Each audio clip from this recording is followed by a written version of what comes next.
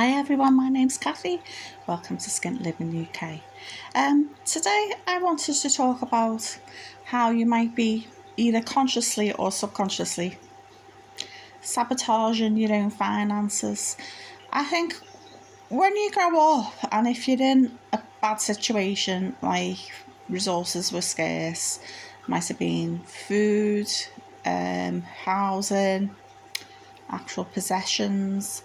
If you've grown up in that sort of environment, your brain has been programmed with what they call a scarcity mindset. And my mum, if she ever had any money, she spent it all. And I think that's the problem, isn't it? If you grow up in that environment, you think that's normal. To save or to put money away for the future or to have a sinking fund or an emergency fund, it was unheard of. It just didn't happen. So as you grow up, you repeat the same behaviour. So I've just come up with these 10 possible reasons, 10 possible ideas of the notions of self-sabotage. And I'll hope it'll let you see that maybe, you are your own worst enemy, because I know I have been, and it's been a real struggle to turn it around. And I'm in my 50s, so if you're younger than this is good, because you're making an effort to go, right, I'm drawing a line here, as Jean-Luc Picard would say, the line has been drawn here, and say to yourself, right, I need to change things because this can't go on. Living paycheck to paycheck and just paying a minimum balance on all your debts like credit cards is not getting you any further forward, because it'll probably take you about 20 years to pay it off if you just pay minimum payments. So this is what I've come up with. Number 1, do you treat your credit card like it's just an extra source of money? Not a debt, it's just an extra line of income. Because I know I did. I've had a credit card 3 times, and each time I maxed it out and I got myself in a pickle. So I paid my credit card off again last year. My son helped me, and then I paid him back. So I was lucky in that way, because and while I was doing that, I asked the credit card for a payment freeze. They give me 3 months grace and also halted the interest as well. So if you're struggling with your credit card, please get in touch with them and they can help you pay that debt down. And while you're getting, that'll help you to get some wiggle room maybe for your other bills coming in.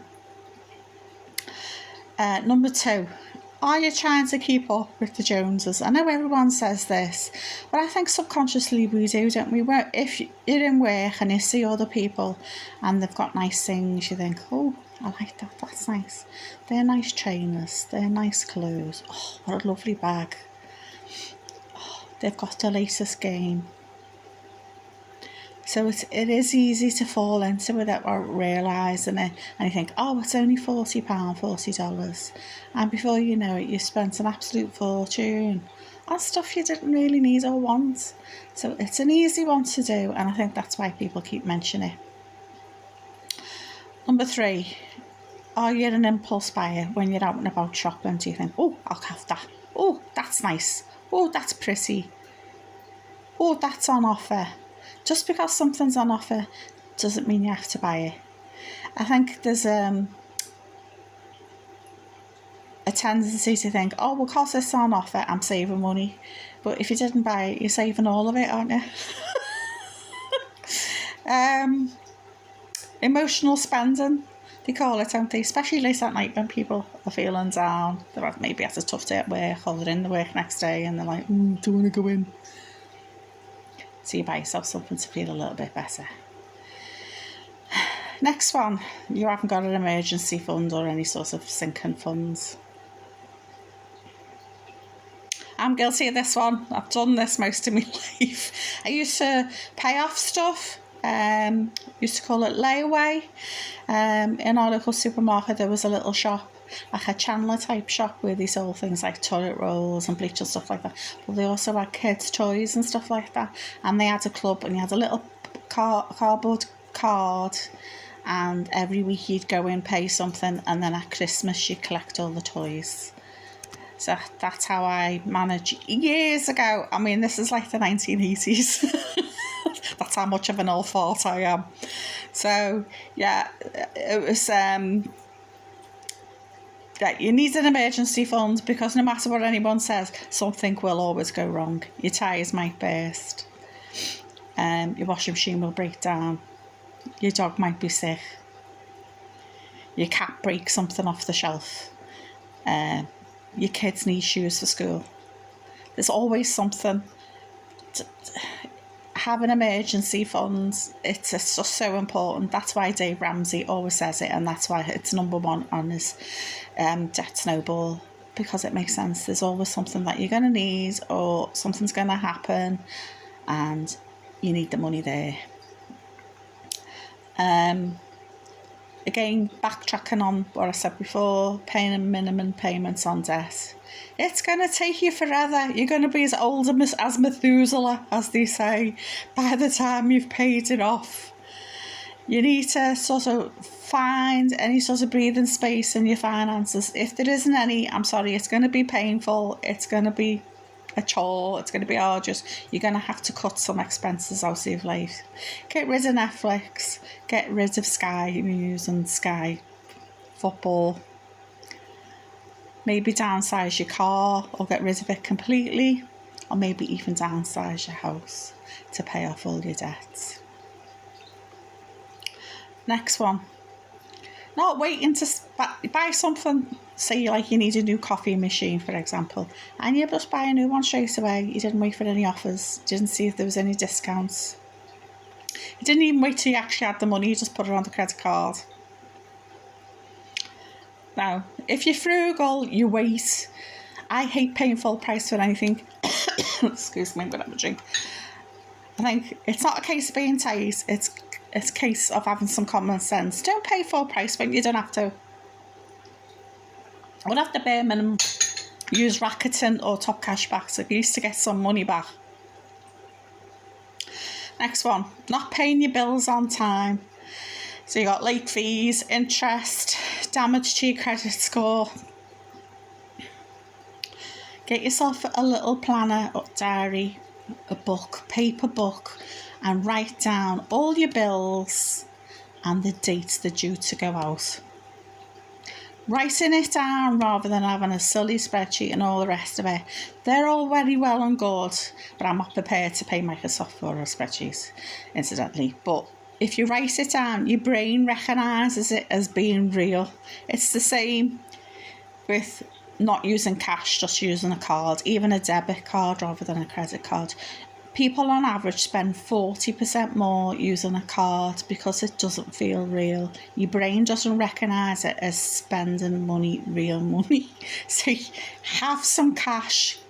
If you get paid once a fortnight and every 2 weeks or a monthly, just get some envelopes and put money in it for each week and go, right, that's how I'm budgeting. Because people always say you need a budget, but some people's brains can't cope with it because it's just too much, too overwhelming. Especially if you've got ADHD or autism, or you're having struggles with your mental health. Your brain just doesn't want to do budgeting. It doesn't want to do it because it can't cope. So the best thing I found for it was having a little planner, a budget, a little book. Because first I used to write it down on paper, then I thought, no, I need a book to keep it together. And now every year in January I buy a proper planner diary, and you can write in the dates that things are due to go out, so you can see it coming, and you think, right, I need to make sure that money's in the bank. Work out all your bills. And then if you've got variable bills, leave a little bit of a buffer in, and then draw the rest out and use that for your shopping. That way you're not spending money you haven't got, and you're not relying on falling back on your credit card. So it's a sort of pseudo budget. Yeah. Another thing I've done, not reading the contract. So you've bought something like maybe a car or a new kitchen appliance and you've not read all the details, and they might have hidden charges and fees, like if you're late they're going to charge you this, they're going to charge you this amount. I had one, they were charging me to send me a letter to say I hadn't paid, they were charging me £25. I know, oh my god, this is a few years ago, and they were sending me letters and then I would get a bill, they would add that money and they were charging me £25 every time they sent me a letter. So when I was late, sometimes I'd get 2 or 3 letters and like my account was just blowing up with all this money that I owed them. You need to look at the fine print, you need to ask them what's going on.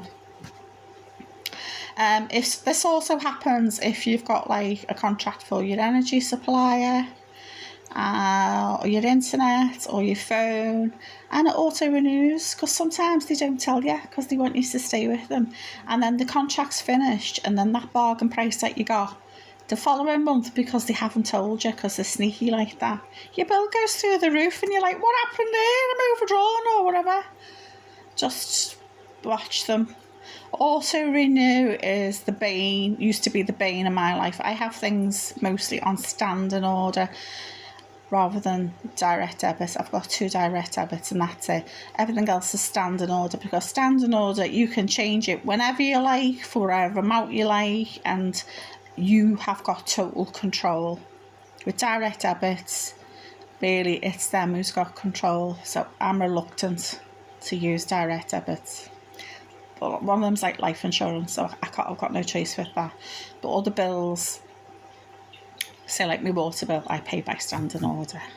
So if I'm a little bit short, I'll wait till I've got the whole amount and then pay them, or maybe pay a partial amount, and then next time I've got some money I'll pay the rest of it.